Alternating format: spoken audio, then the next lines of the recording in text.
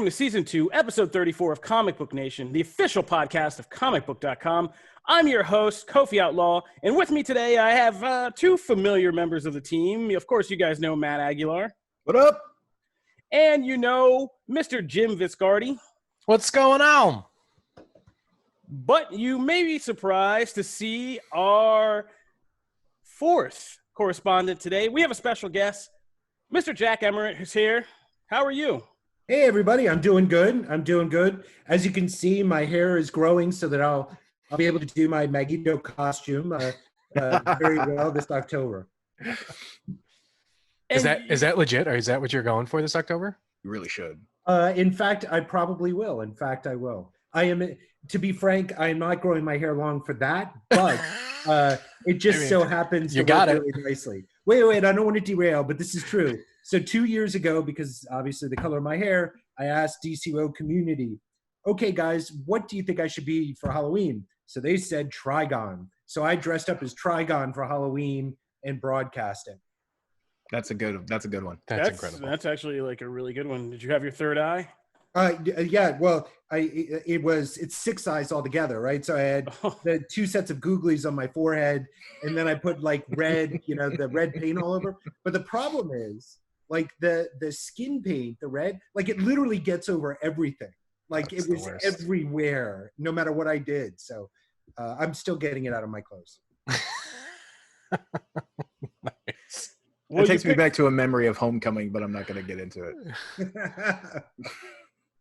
Well, you picked a very good day to join us because, usually since we've been on quarantine lockdown, like these things can get kind of bare. But like today, we actually have something really big to talk about, which ironically we were just talking about in the last episode. We just did a whole segment talking about the possibility of Justice League Snyder Cut arriving, and we had all these bright ideas about it that we shared on the show. We were dipping back into imagination land and talking about watch parties and all this stuff you could do and how great it would be. And as soon as we got out of the booth, Warner Brothers basically came out and said, you know what we're going to do instead? We're going to make you guys a full movie. We're going to throw a bunch of money at it, and we're going to finish this thing for 2021. So we're going to have to talk about all of that. But before we get to the Snyder Cut and that epic discussion, we're going to start at the top with some of our news flash items. Today, we got to talk about a big shakeup in the Arrowverse, a kind of weird shakeup in the Spider-Man movie franchise, and if we have some time, maybe some other things happening on the Netflix side of things with some graphic novel adaptations. But let's just start at the top with the DC TV universe news that Ruby Rose shocked the world by kind of upping and saying, hey guys, I secured that Batwoman season 2, but I'm not going to do that. I'm out. Rose out. And so Ruby Rose has exited Batwoman and kind of given a letter that was very diplomatic in saying thanks to all the people who run the show and make it. But apparently she is done with the series and kind of moving on to greener pastures, and they're going to recast the role for season 2. So, Matt, as one of the people I know out of the 5 I know who kept up with Batwoman, how are you feeling right now, buddy? I'm bummed. I'm bummed. I'm also confused because we still don't know why. Well, I think the reason is the reason that everyone seems to be pointing to is she just didn't like the workload that comes with making a TV show. Making a TV show is way more intense than I think people realize than putting together a movie. And let's face it, I mean, Ruby Rose has had some luck and she's been in some big franchise movies that, if that's the world that she wants to be in, she's already had a bit of luck there. And so, why not want to go there? But it's if that's but other people were also pointing to the injury that she had on season 1 and some of the stunt work stuff. Injuries happen everywhere. True, right? And she does she has a thing of doing stuff. Well, she was almost paralyzed, Jim. That's not like I didn't realize that was that. Are you serious? A career thing, if you're Ruby, that she's legit, right? Like she's somebody who can see working up the ladder in cinema, you know, contending for Oscars. Like she has presence, and you know, it's the Buffy effect. If you do a TV series for a certain extended period of time, you become typecast, right? It's not Sarah Michelle Gellar. It's like, oh, there's Buffy, right? Like, and that really works on the one hand because it gives you a tremendous career security. Yeah. But if your aspirations are different than that, I could see it. But it's definitely heartbreaking because she owned it. Oh, Like, yeah, she was great. She was the best part of the early trailer when the first trailers hit and people were like still a little undecided about the villain and this and that. Everyone unanimously was like, Ruby Rose is a great Kate Kane. Like she inhabits this character perfectly. And especially like when she gets a suit later on, all that stuff. So, and I thought by the end of the season, right, she's really coming into her own, like you work out the kinks and all that. Season 2 is always the one where you can then you got to figure it out. Yeah, the gloves come off and you can really just run with it. Well, and especially for those CW shows, right? Like I would argue that most of the second seasons, with the exception of maybe being Flash, have always been the second season of Arrow, I think, is one of the best seasons of television. They figure out what to do, right? They figure out like, okay, what makes this character tick? What makes this character successful? Yeah. And Batwoman arguably is more challenging than Flash or Green Arrow because Flash and Green Arrow have had loads of comic stories to draw from, you know, and so there's this huge armory of info that they have to draw from, whereas Batwoman, very small, right? Yep. And so as a result, it's much tougher to suddenly come up from just a standing start. Like, oh yeah, here's season 1. So I think by the end of this season, it felt like, okay, we're kind of feeling ourselves out. We're kind of knowing the direction we're going to go. And I'm glad that the series is continuing. I think she's a great actress. It is a shame. I thought she really owned it. I thought that series would ultimately, you know, be up there among my favorites. I have my fingers crossed. I hope it still will be. Well, and I'm glad they're going to find another, you know, LGBTQ actress to fill the role. I like that they're continuing that. I like that, you know, this doesn't also mean, as we've seen with other shows that have swapped out characters, right? We've seen it in the MCU with Rhodey, right? We've seen this happen where like sometimes like it works out. It works out just fine and you go on and whatever. So, you know, maybe this won't be like a Fresh Prince, Aunt Viv type of thing. So I'm hoping Darren. I mean, that was I guess that did to me, kind of building what you guys said. I mean, there's a lot. I mean, I wrote this long piece kind of breaking down this whole situation, and as Jack said, like if you're looking at Ruby Rose from a career perspective, there's what is the risk in the cost benefit of TV in doing this show. There's a lot of speculation about, because of the pandemic, you know, season 2 and that whole production process was in chaos, and they were going to be kind of just stranded in limbo about knowing this was coming up, but not knowing exactly when they could get back on it, how long it would take, you know. I think that's it's a curse and a blessing, I think, too, right? Because now they have more time. Yeah, but if you're Ruby Rose, like, true, yeah, oh no, you're absolutely. a person whose brand is hot. I mean, you could just be an influencer, a fashion model, a movie star. Like these are all within your wheelhouse of things and offers you're getting every day. And you know, while you have kind of tight control over your schedule and knocking out Batwoman season 1, I mean, and it's new, I could see the appeal. When you've done it and you've also had to deal with like fan backlash, a nearly life-ending or career-ending injury. You know, you after those kinds of things, I as a person would probably get out of the hospital bed and start asking myself new questions about perspective, about like, what am I doing and how much is this worth, and what's the daily stress of it worth physically, you know, mentally. As Jim kind of pointed to as well, right? Like you were saying, the demands are there as far as time on a show. And unlike a lot of the stars we have seen from CW, where they kind of start out like that is their star making vehicle. Stephen Amell, you know, like we've seen that with every single show almost. So this case, it was the opposite. She already came in, she lent her name to the show as opposed to the, you know, opposite. So her coming in and going, okay, well, you don't see a lot of those other stars in other projects that aren't like small indie, you know, things that they can fit in between filming. Especially with all the crossover stuff, like they're always filming. Like it feels like the show's always filming, or there's a script on Twitter. It's like it never stops. So I do understand that. It's a bummer, but again, like I'm fingers crossed, and I'm excited for her too because I like Ruby Rose and stuff. So I am excited to see her kind of embrace some of the projects. Yeah, Anybody have any? Oh, I'm sorry. Go ahead, Jack. No, she just didn't have anything to gain, really. I don't think Yeah. professionally, other than a paycheck, continuing it. She trailblazed in bringing this character to the screen. It was her credibility which helped lend strength to the property and really gave it great publicity. So I think from her perspective, she did what she got out of it what she wanted. Now it's time for new challenges. But I thank her because Batwoman is a great character. And if she hadn't agreed to do it, we might not have had that on the CW. I Although, don't. Yeah, can I CW just rebrand to DC? Like, why do we keep calling it the CW? Can't we just call it the DC? for real. DC has too many TV universes currently. Especially after They gotta Stargirl. differentiate, yeah. Now they're just merging and blurring and Does anybody, before we get out of this, does anybody have any kind of nominations they want for the next actress to play Batwoman? Well, I know of two already that have thrown their name into the ring. Yes, Stephanie Beatrice who plays Rosa Diaz on Brooklyn Nine-Nine. Yeah, Sonya Deville also from WWE fame also threw her name into that ring as well. Like, hey, like cast me now.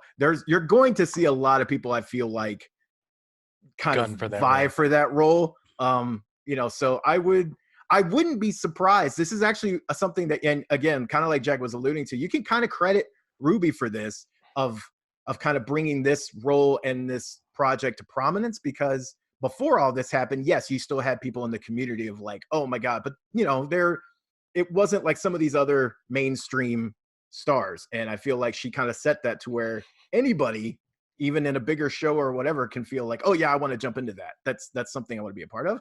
It might be another bigger name that and not just an unknown. Could you envision, anybody fighting to be the next Arrow or the next Black Lightning in the same? Yeah, no, probably not. I mean, we just talked to Robbie Amell, but I'm sure he would say if it was a paying job, yes, he would. Yes. That's Also, do we still call it the Arrowverse? Yeah, Arrow's gone.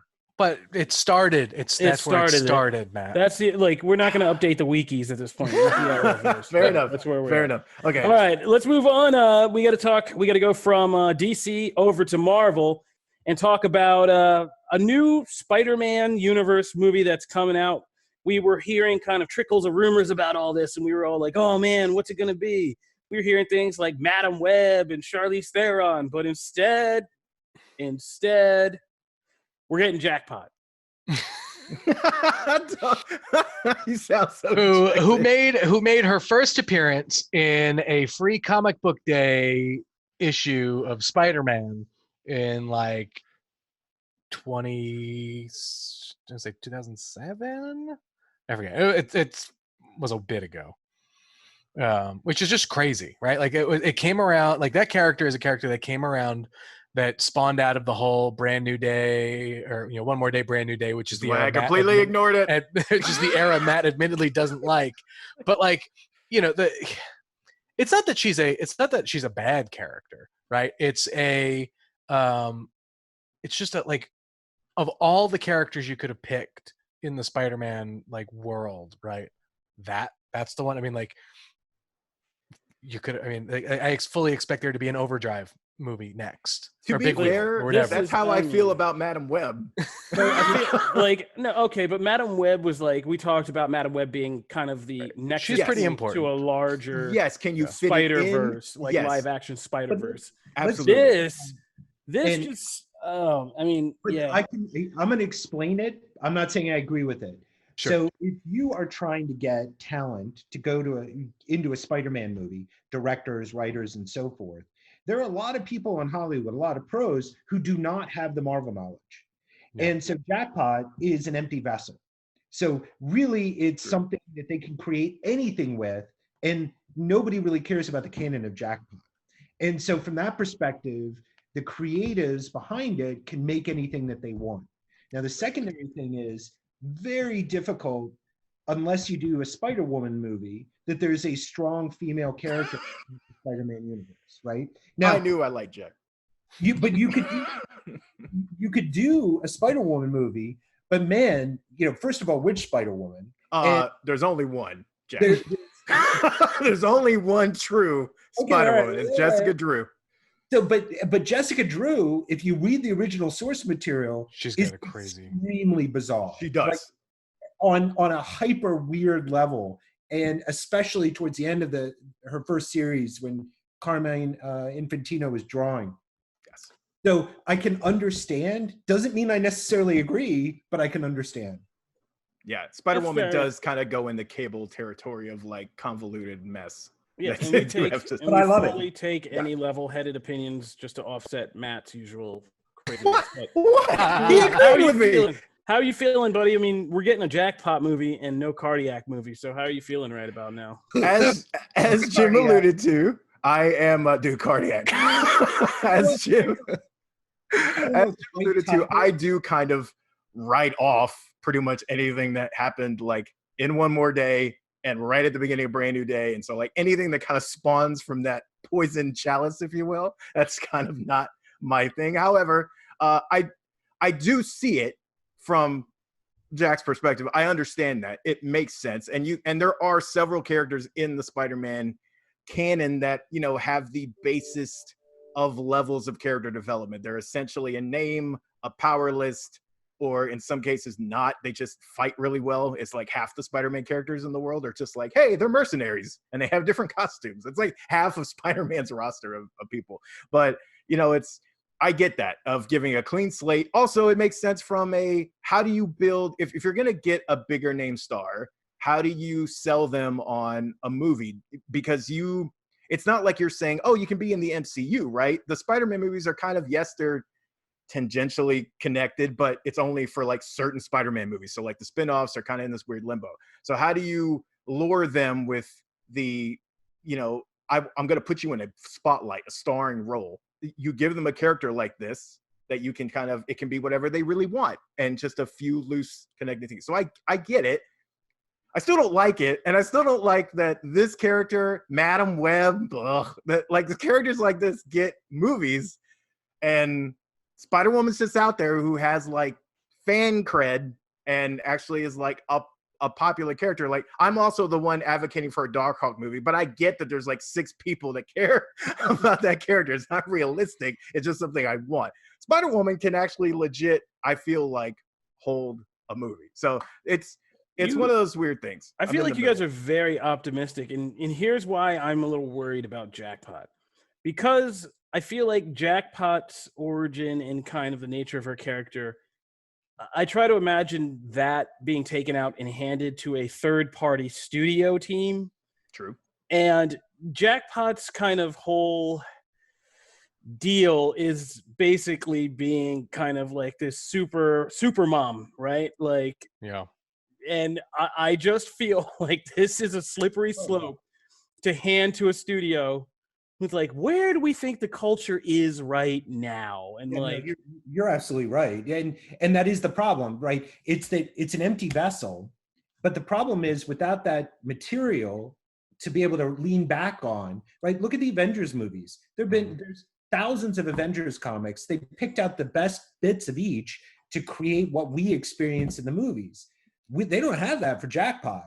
So the only thing they have is their writing.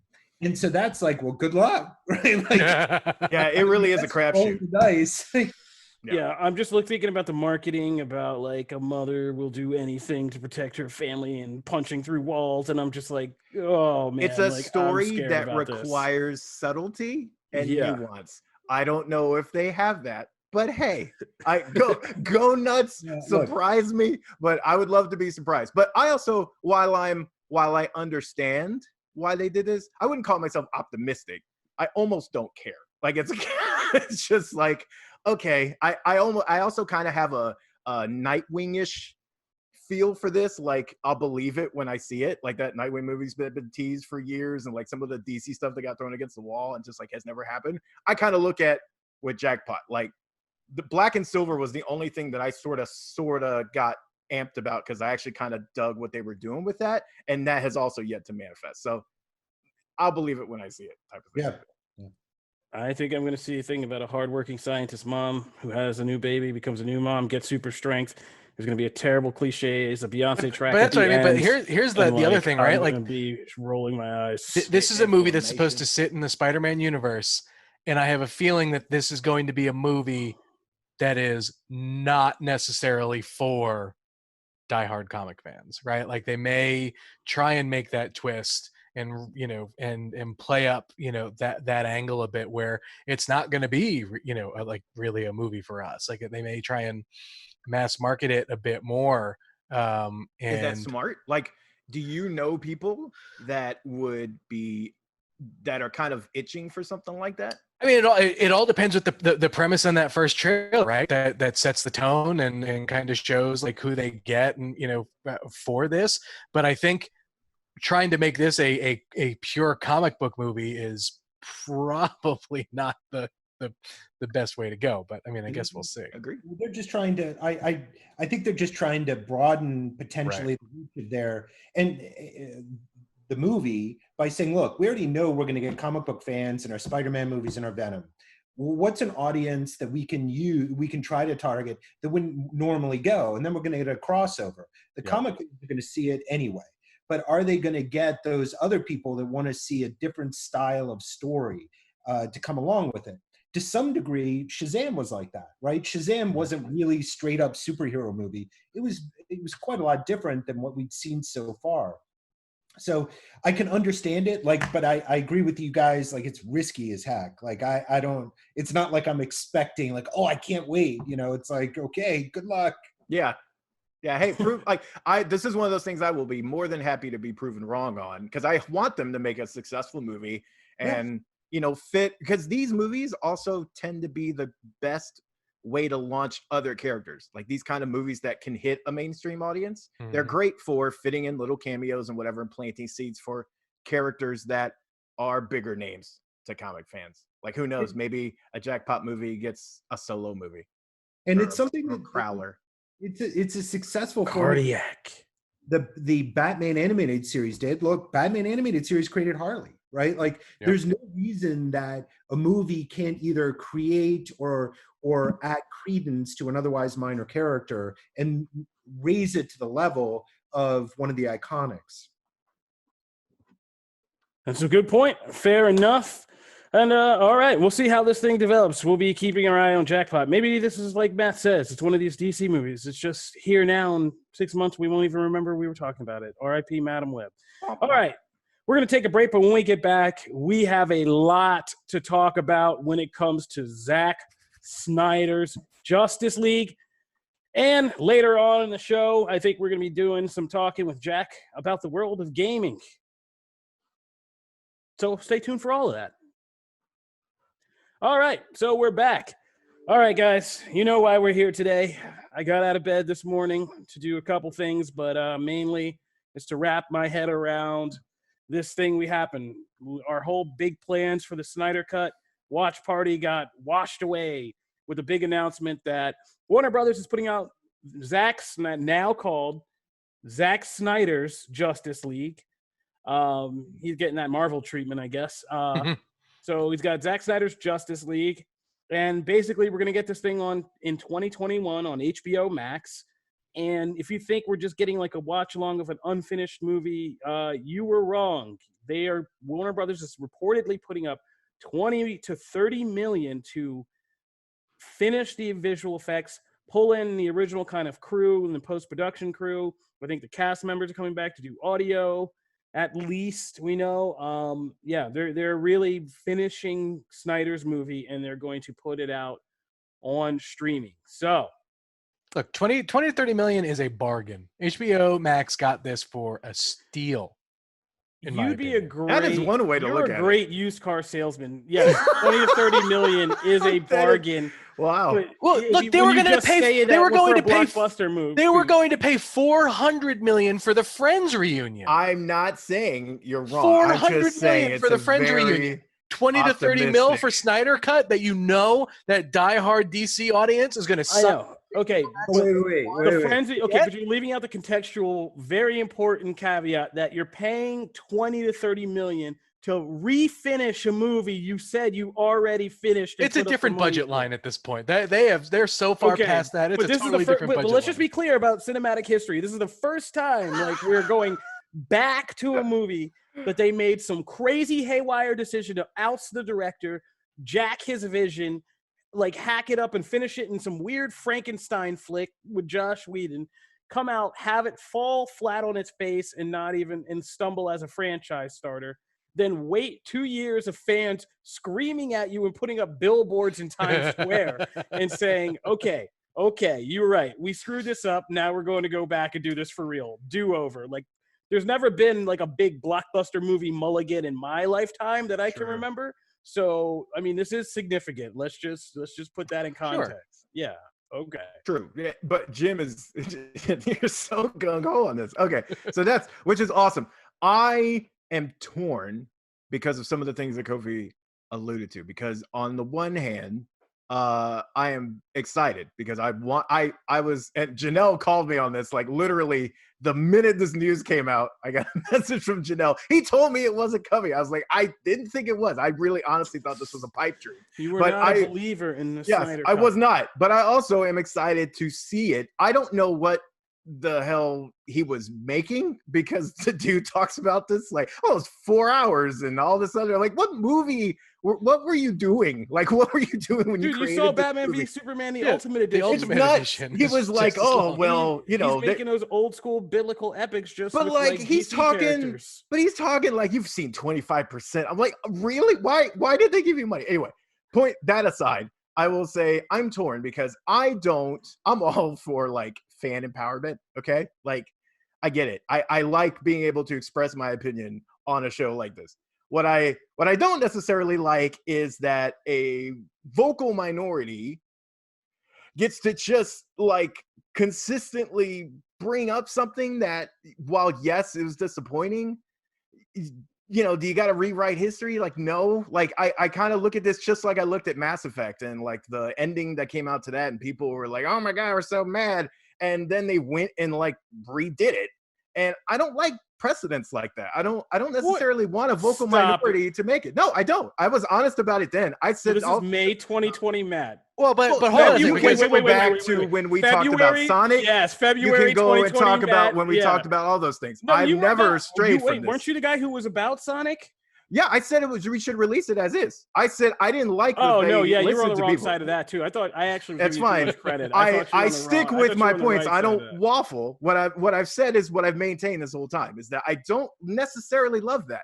I'm cool with the result of this. Don't get me wrong. I'm excited to see it. I think you were wrong about Box Office Champion 2020, Sonic the Hedgehog. Well, that's fine, but I don't like that. I don't like that they went and redid Mass And you're Effect. kind of underselling what the release of Snyder Cut movement was. You're saying it's a vocal minority, but like it is a vocal minority. It had big celebrities. It roped in major outlets, big celebrities. Again, a dude dedicated his life to writing a book about it. I understand that, but okay, people have written books about a lot of niche things. That's not even a qualifier. My point what I will say is it was a legit phenomenon of sustained fan interest. Like, it's a thing that I honestly thought would go away. I get that. I'm not saying it wasn't like successful in its own right and all the other stuff, right? It got it done. What I'm saying is it's still, on the grand scheme of things, we live in this bubble that makes these things bigger than they are necessarily.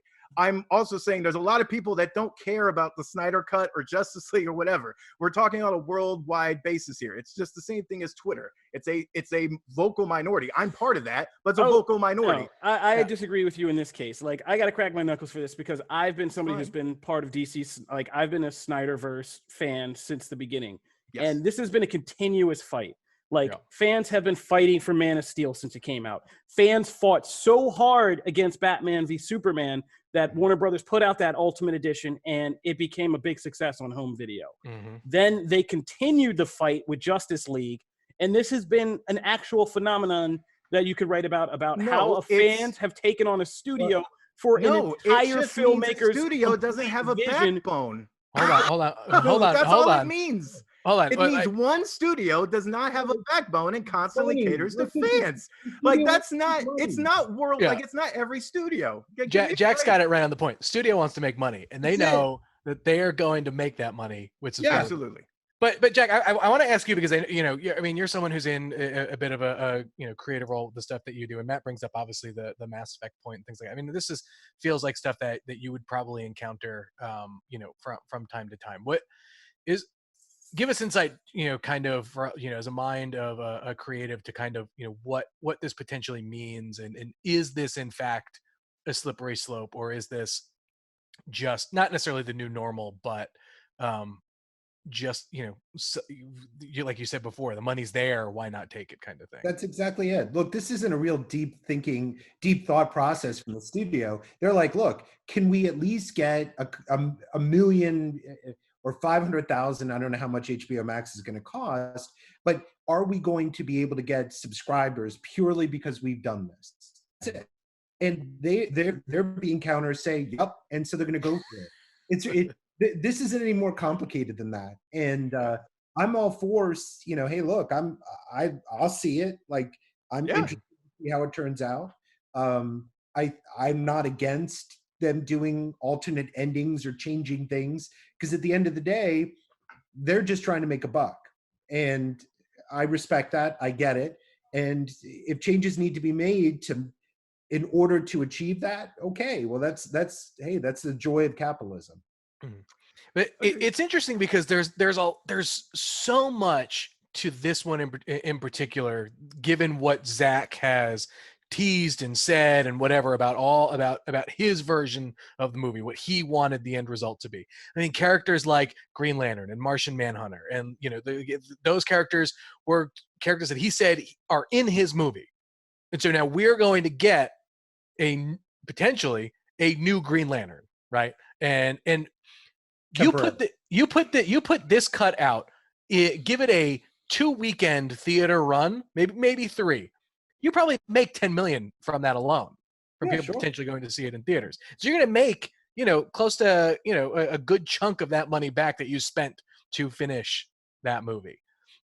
But again, like the real currency is in that subscriber number, right? Like, you can get people to subscribe. Like, that is more valuable, I think, to AT&T now than opening box office or whatever, because now, like, they have said, like, Warner Brothers and HBO Max and AT&T have all said, like, they want to be a contender in this streaming race. They want, to be able to, and they've got a library, and they've got IP that, while, yes, Netflix has spent a ton of money trying to, to build their own, they're coming to the table saying, we've got the DC universe. We can get those fanboy, dollars and eyeballs and whatever by doing this. Like this.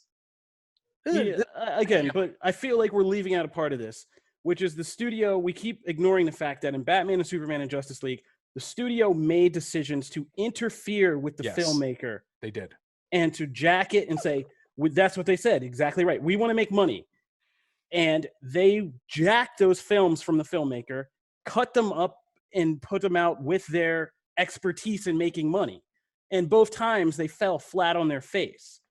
And yes, they want to still make money, but you don't, like, capitalism is a 2-part process. Like, you do not have a supply to sell unless there is a demand there. And studios aren't in the risk business. So the supply for the demand side of it was generated by the fans in a very sustained, coordinated, and organized fan kind of process of active. I don't want to call it activism, because let's not conflate these two things. But, like, what I mean? Like, it was a campaign that was sustained by fans, and I think it is unique in that regard, because the studio did their things to make money, fell on their face, and both times the fans were like, no, this is wrong. Like, give us the thing from the filmmaker that we wanted. And as somebody who's also been in the creative thing, like, that's kind of inspiring in a way, in a very cynical world, to see people actually, if I'm a creative artist and I'm doing anything, whether it's I'm writing books or I'm making a painting or a film, like, I would hope that I'm doing at least a good enough job that there would be a dedicated fan base of people fighting for my vision, even when I have to be, like, silenced by legalities and all that. I think that's a pretty special thing. And, kudos to Zack Snyder, because I've taken a lot of heat for, what is it now, 2020? I guess we're going on 7 years of me writing like how much I love Man of Steel and why I think Batman and Superman. Those are like first articles I wrote when I came through the door here. And you get a lot of heat and you have all these fights and you do the little, the debates and all that. But like, I'm glad for Zack Snyder and through everything he's been through to kind of have this validation of your creative vision. Here's the real question. Does this movie end the way Zack originally intended it to end, leaving the door open for Justice League 2 or whatever? Here's a larger question that was kind of leading into, and we already wrote about on Comicbook.com DC, and I would love to pitch to Jack and I guess to Matt too. I don't feel like talking to you anymore, but I guess I have to, because that's just a show. Feelings mutual. Yeah. All right, there we go. But do you think this movie, because one of the big things we said about this and the problem why we wouldn't have invested any money in it was you would essentially be making a movie, if you were true to Snyder's vision, that opened the door to this much even bigger story, and who's going to invest the money to make the rest of those films, right? Like, this is a trial balloon, right? Yeah. Look, that's my question. Do you feel like that could happen? Because I'm sure, look, let's say I'm sitting back and I'm Warner Brothers and I work with DC and I love those guys immensely and gals. But the difficulty that they have, look at the movie successes that they've had.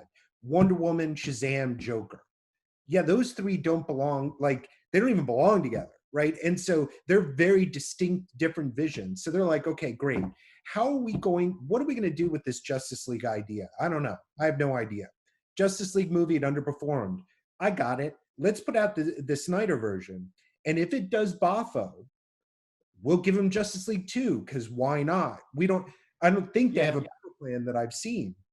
Yeah. So I agree with that. As if you're a Zack Snyder fan, man, go get 4 subscriptions, do whatever you can, because that sends a message, a very clear one. And that is, hey, this has mass market appeal.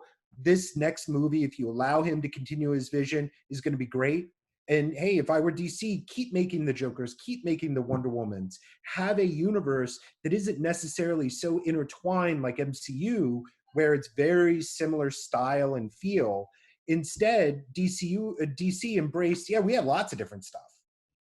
Yeah, I mean, I'm kind of with you, and this was my whole thing. Like, this is the test balloon. This is, the canary down in the coal mine, because this is a new thing. Will this big blockbuster streaming debut, like, really kind of set a new standard and help them see a real new kind of lane of the business and going into the future? And then they're doing this because it's streaming too. I mean, this was made very clear. If they had to print billboards, hand out flyers, and do the usual marketing and distribution campaign for an actual theatrical movie, this would not be happening. But because they just got to put it into producing this and then they just drop it on streaming, it's a lot more feasible. So you could do the same thing and finish this, pull in the cast, get everybody together, and this would be the closure. I mean, because this is the not tying up this franchise, right? Like Jack said, there are these successes. You got Wonder Woman, you got Shazam, you got Joker, you got even Aquaman made $1 billion. Aquaman, like out there. And Wonder Woman and Aquaman particularly are kind of snared because they're still tied they're inevitably tied to the Snyderverse era. So they're not completely separated. And then there's the Henry Cavill question, the Ben Affleck's Batman, what happens in that universe? Like, you could actually just finish this all off. You could tie this all off, convince the actors, get them the necessary dump trunk full of money, have them come shoot it back to back. All you're doing is production costs, put it out on streaming, finish Justice League. It ends, Cavill Superman either has an ending or a new beginning. Ben Affleck's Batman's old, he has an ending.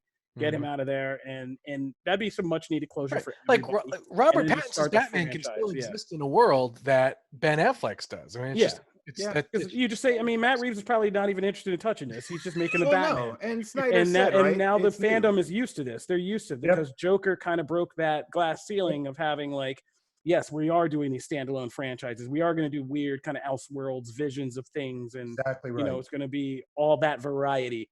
So this is just the middle thing you can tie off, get it done, and then send everybody to sunset and just keep the ones you really like. And but you know what that also means. Oh God, Jim, what? Jared Leto's Joker is still around. I know. I did see the and they're fans of that. Like, Janelle would be really happy about that if she were here. I saw the inevitable, like, hey, you should remake my thing, and oh, hey, you should. I have a 3-hour Ghostbusters cut. I have saw the Paul Ayer cut. Feig. I'm Yeah. like, oh my god, like this again. It's just annoying. So I don't necessarily want to see like every single movie get a cut. I want some good. So yeah. About that anyway. JJ, just that JJ cut, and then It's just crazy because like so many people now are just like, there's no way they would ever do another Justice League movie because Ben Affleck said he's done. We never thought we were going to get the Snyder cut. Well, like anything is possible. I think as Kofi said, as he said that there is a lot of goodwill between Snyder and the cast, right? So even if it was something before where like Affleck might not have wanted to like come back to that role, but if this is the way that it happens and Snyder's doing a thing and like, then yeah, maybe he does like, hey, Armus, I trust. You know, it might happen, right? I mean, that's the same thing with Cavill. I trust Ana de Armas will make this happen for us. Well, like Cavill doesn't have like the, you know, that his like relationship with WB has kind of, you know, ebbed and flowed. Like we've been left in limbo as far as like their relationship, or like, is he Superman? Is he not, right? But again, when you throw Snyder into the mix and it's his baby, hence his name being in front, which I also don't understand why people have such a problem with that. I saw that also trending online of like, why is his name in front of Justice League and so big? I'm like, well, that's the part that everyone cares about for this project. They already saw Justice League. If you want to see Justice League, go on, watch it now. You want to see it because it's Zack Snyder's cut of League, right? So I think it could. I think you could, but I agree with Jack. I don't think there's a concrete plan as far as let's see how this thing turns out. Let's see what ideas come up during development. And if Snyder wants to tell his 8-hour opus, you know, whatever, if he wants to tie it up at the end and just tell his own little story, or if he wants to go in and rework things and try and fit whatever. We're going to see Darkseid. Like that is going to be so awesome to see. Like Zach has talked about this extended nightmare sequence. Like that is stuff that gets me amped and excited. I don't care how long it is. I'm in for it. I'm glad. It was too many movies in one to begin with, and now it's going to be even more. So great. That's kind of how I feel. That's how I felt about BVS. Even the Ultimate Edition. It's okay to be wrong. It's okay. It's fine. It's like shoehorning too many things. Now you want to stick Green Lanterns in and stuff. A cool cameo is one thing. That's what it would be. But I don't. Okay. But we all knew it was Green Lantern who talked to Alfred, and now. But it's fine. It's vindicated. Fine. I'm curious. Vindicated. I remember being at Comic-Con writing that up. People told me I was wrong. Finally, this is our day. All right. So, anybody else have any kind of closing thoughts? Snyder cut, celebrations. I'm in. I think Joe Manganiello is this? Wait, is all Joe right. We totally forgot about that. Yeah, that's Deathstroke's back in this. That's right. Yeah, I forgot. Yeah. Joe Manganiello tweeted something cryptic about how the original Justice League movie was supposed to have. They were supposed to have Deathstroke on their tail. Deathstroke. There was a whole subplot about this. Man.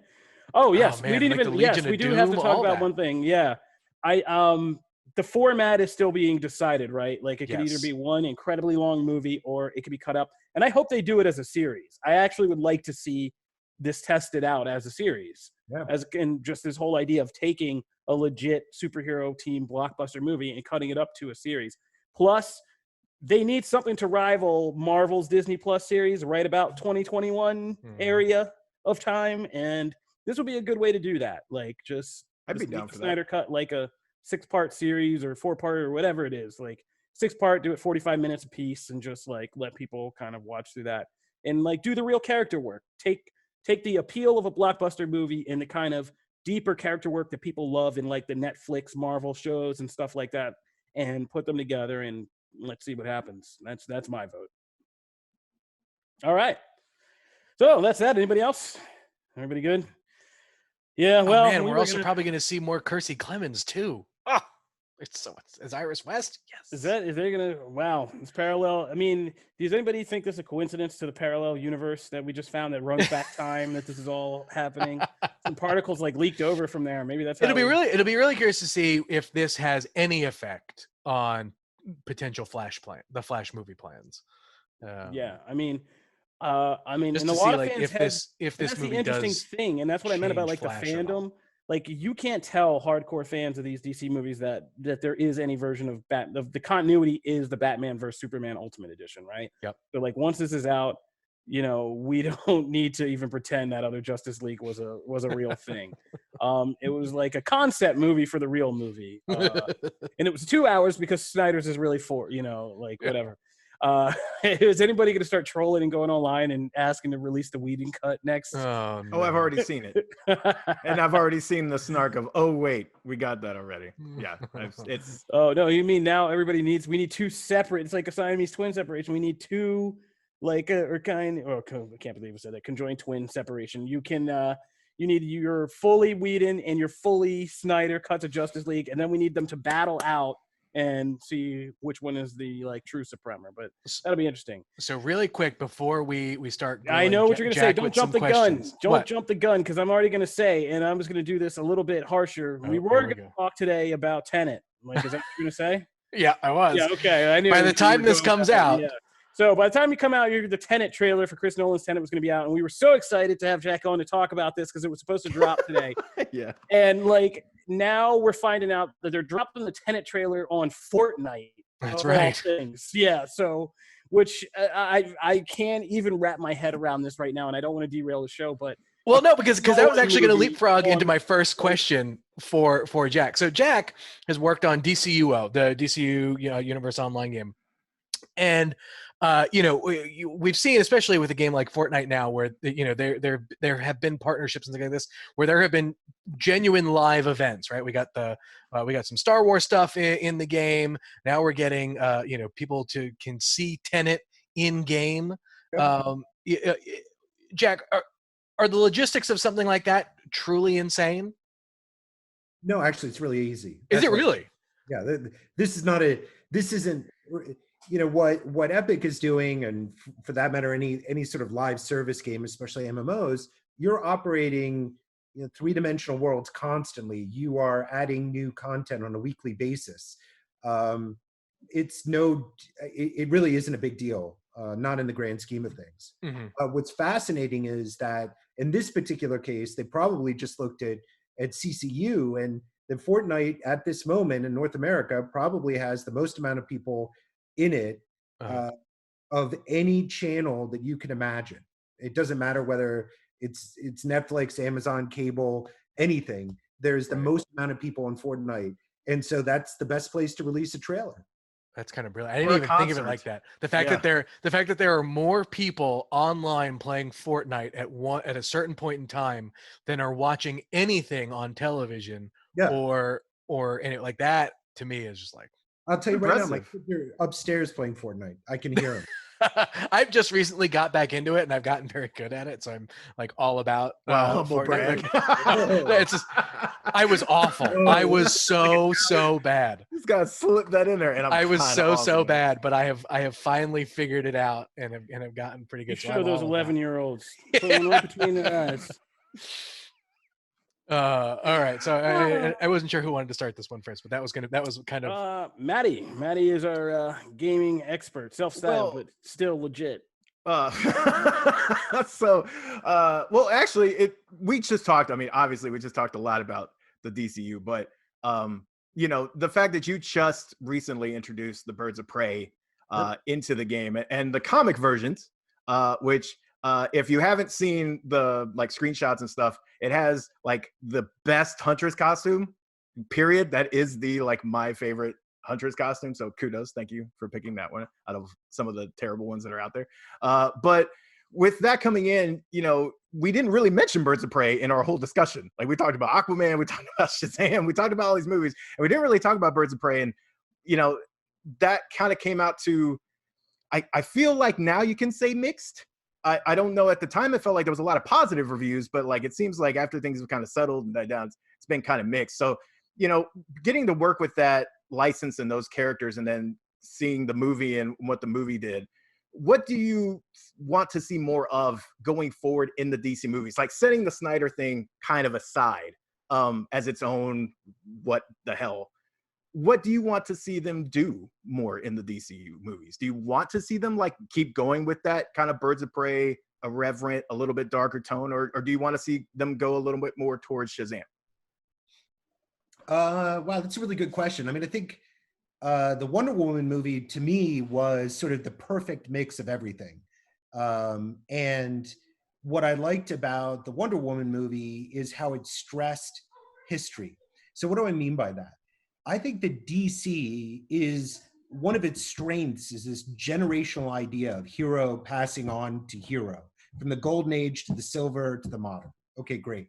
But that also means in the interconnectivity of the heroes and the relationships that they have. So like, for example, Suicide Squad, the movie, had Batman in the background because so many of the characters had interacted with him and had that shared common experience. Deadshot, Harley, Killer Croc. And those type of things are fantastic. And Wonder Woman did that too. It was set during World War I. So I like that a lot. So I would favor on that side of things. In Birds of Prey defense, however, is that what they were trying to do is that are superheroes a genre or a story? Now, what do I mean by that?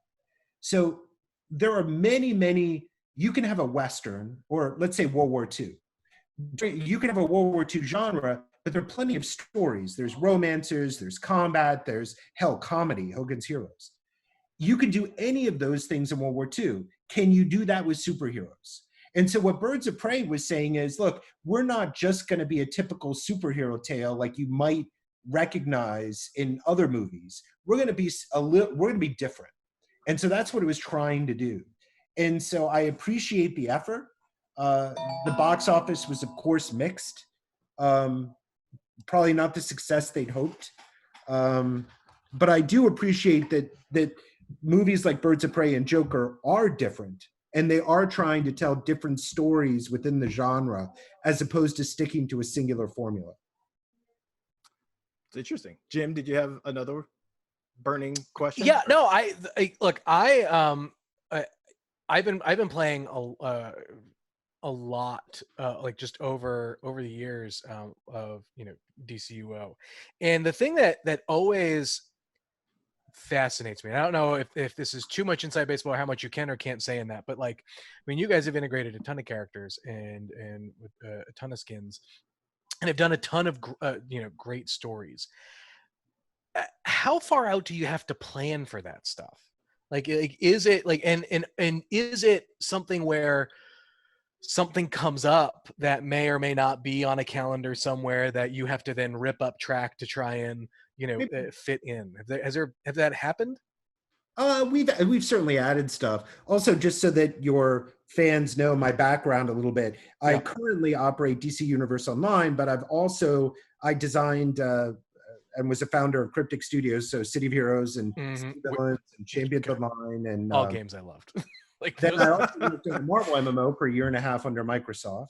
They canceled it, and but anyway, somewhere probably we can make adjustments up to maybe 3 months before launch, and then you're really locked in. I'd say that right now we just started kicking around the storylines for the update in Q4. So but generally 6 months ahead of time you really want to be locked and loaded with your planning, and then shortly thereafter people start working on it. Since the game has been around, for as long as it has, you guys have been putting out and like you guys have just I think one of the biggest reasons it's been such a great success is obviously like are the number of updates that that come to the game, and it just keeps fans interested, keeps fans engaged. But now, are you guys at a point where you have found the kind of happy medium you feel where how much is necessarily too much for an update, versus just potentially releasing some skins and things like that? Like are users going through the story stuff quicker now than usual, or like really changed the way that we delivered our content soon after I started.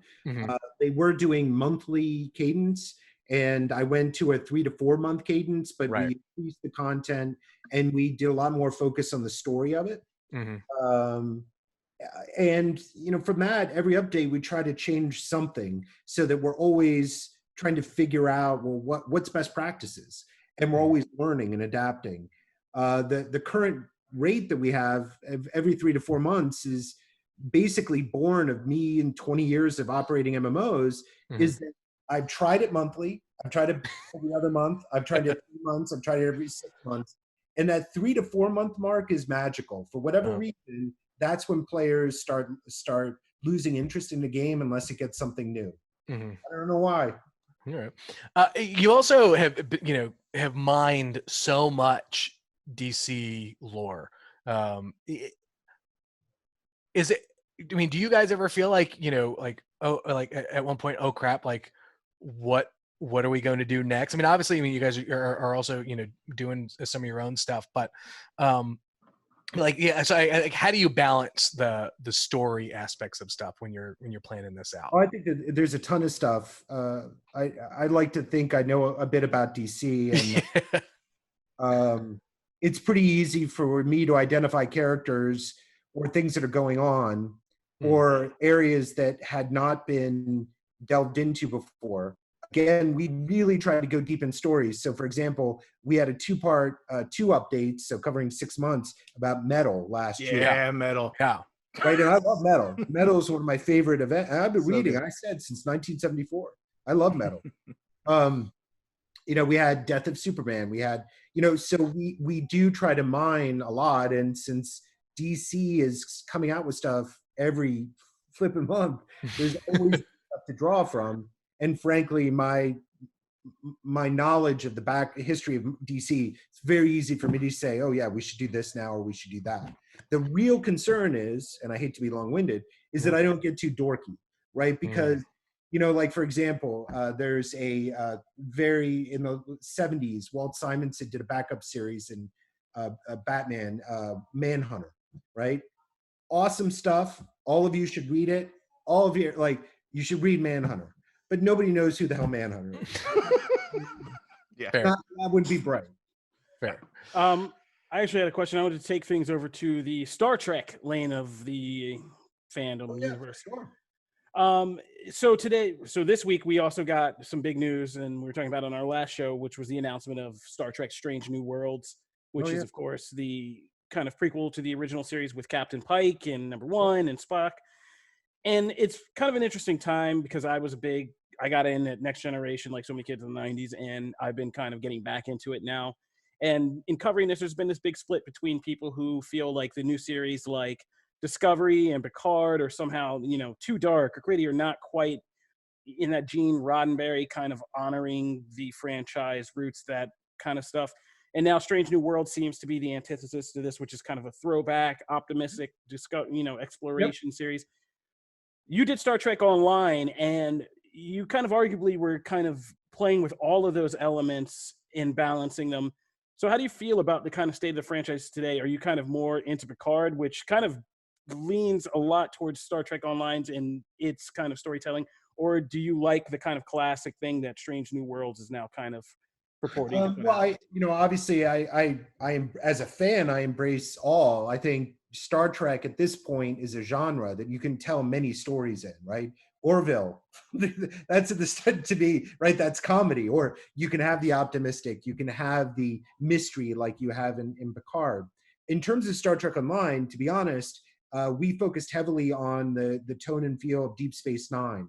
That was really where always a smart choice. Always smart. That to us was the most influential. What we were trying to capture, that feeling. Well, and like Kofi said, right? You've Star Trek. You've also tackled the world of D&D, like of course City of Heroes, which really was the forefather to all of these things. Like you mentioned, the Marvel RPG, briefly, and of course DC, right? So you've worked with a lot of different franchises and a lot of different characters. And as you said, you've also pulled from like DC's history, and you've pulled some smaller names out, some names, niche names and some niche characters and concepts. So I guess, how do you balance when you're about to start development on a new pack or a new campaign, something like Metal, for instance.